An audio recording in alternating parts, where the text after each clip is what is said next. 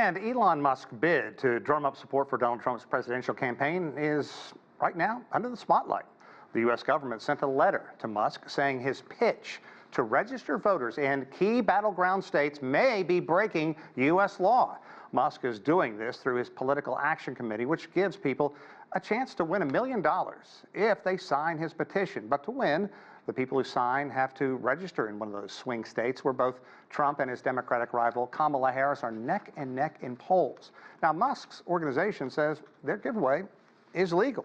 Okay, so let's dig into this a little bit more, and to talk about Elon Musk and his growing involvement in the 2024 U.S. election, we're joined by Jadan Horyn. He is a political analyst and consultant. Good to see you again. Thanks for coming on. I know you're very far from here right now. Appreciate it. So we know that Musk is throwing his support and his hefty bank book behind Trump. And for people in these swing states, if they sign the pledge, they have a chance to win $1 million. But it's not as innocent as it sounds, however.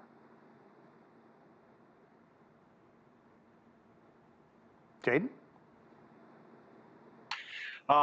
Yes and no. What we know from lotteries or referral programs is that in the United States, you may, as long as you're not incentivizing someone to vote or to register to vote.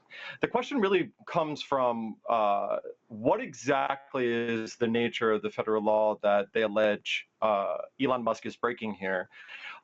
Because the way it is set up, I will say, was structured in such a way to be open to all voters. So whether it's a lottery, whether it's a rewards or incentive program, is open to all voters, registered voters, and it's not the action of registering to vote, nor the action of voting itself. Okay, but even if it was, it's important to note that's not on its face illegal. Right. And in fact, there are two different cases in 2015 and 2018 where municipalities paid people to vote. One in Philadelphia, where they paid one voter $10,000, and one in Los Angeles, where they paid a voter $25,000. Okay, so here's the pushback, however. To sign, you have to say, I support the Second Amendment.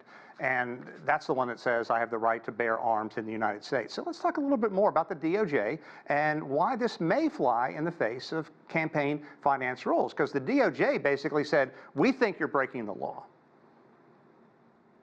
Yeah, the DOJ says they're breaking the law because I would argue this more looks like selective targeting of enforcement than actually selective enforcement.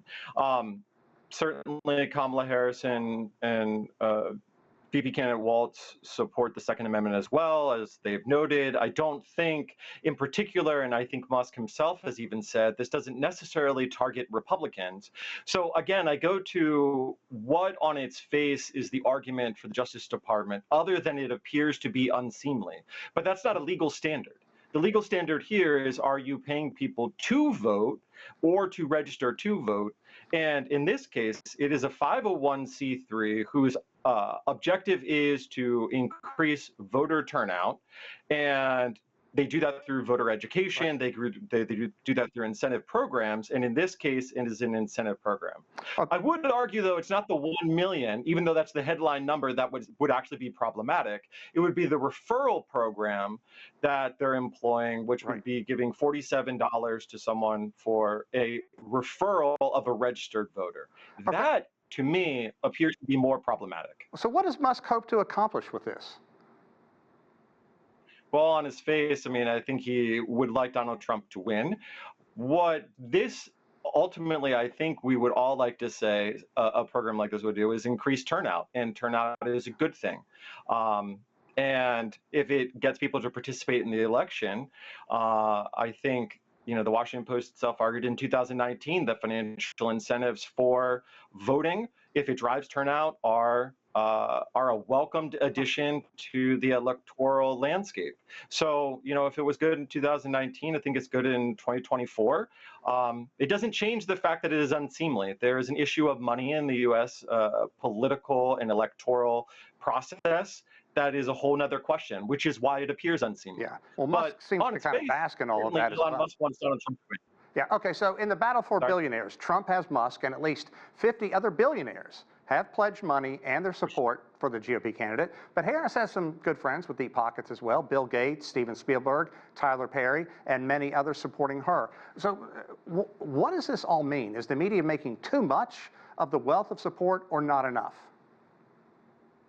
Well, I think this is really interesting. What we know is that when billionaires are involved in presidential, specifically presidential campaigns, it's really for niche issues, and we can connect money and influence. And in fact, I would argue I'd rather have a billionaire involved than shadow money funneled through a 501c4 where the donors are not disclosed, and really what their objectives are not visible. You know, that type of scenario is very opaque. In this case, what we have is battles of billionaires who care about literally, I mean, Musk wants to go to Mars. I mean, it's very obvious what he cares about and what he will likely want in a Trump administration. Okay, so, and that's what kind of leads me to my last question. What are Musk and others hoping to get from their candidates for their huge contributions? Is it reduction in regulations, tax breaks, or just access to the Oval Office, the time I can go in there at any time and grab the president's ear? I mean, money in politics is always about access. Plain and simple. Do you want to expand on that or just leave it at that? No, I mean, I can leave it at that, but I can expand on it.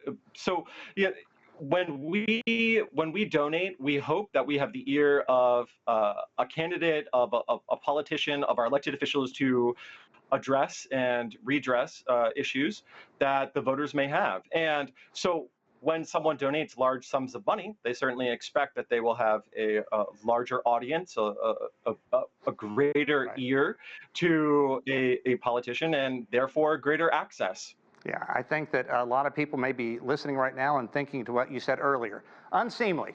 But Jadan Horyn, thanks so much for your insight. We certainly appreciate your thoughts on this.